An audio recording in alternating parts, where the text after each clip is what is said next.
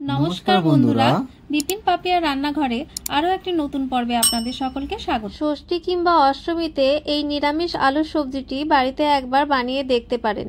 এটি খেতে খুব সুস্বাদু হয় এবং রান্না করতেও খুব কম সময় লাগে। এটি বানানোর জন্য আমি দুটি মিডিয়াম সাইজের আলু খোসা ছাড়িয়ে ধুয়ে প্রেসার কুকারে 2 থেকে 3টি সিটি মেরে সিদ্ধ করে নিয়েছি। আপনারা চাইলে খোসা সমেত আলুও ধুয়ে সিদ্ধ করে নিতে পারেন।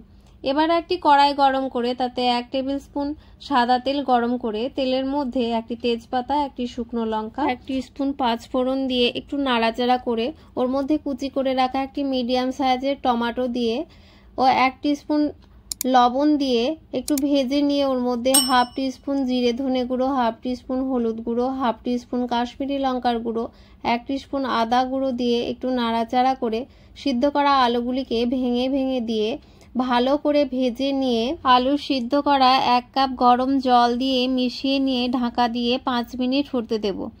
ঢাকা খুলে 1/2 টিস্পুন গরম মশলা গুঁড়ো, অল্প একটু গোলমরিচ গুঁড়ো, অল্প একটু চিনি দিয়ে মিশিয়ে নিয়ে নামিয়ে পরিবেশন করে নিয়েছি। তৈরি আমাদের নিরামিষ আলুর সবজি। এটি আপনারা লুচি কিংবা পরোটার সাথে পরিবেশন করতে পারেন। আমরা এখানে চৌকো পরোটার সাথে পরিবেশন করেছি। আমাদের এই রেসিপিটি যদি আপনাদের ভালো লাগে তাহলে লাইক, কমেন্ট, শেয়ার করে আমাদের চ্যানেলটিকে সাবস্ক্রাইব করে বেল আইকনটি বাজিয়ে দেবেন। ভিডিওটি শেষ পর্যন্ত দেখার জন্য ধন্যবাদ।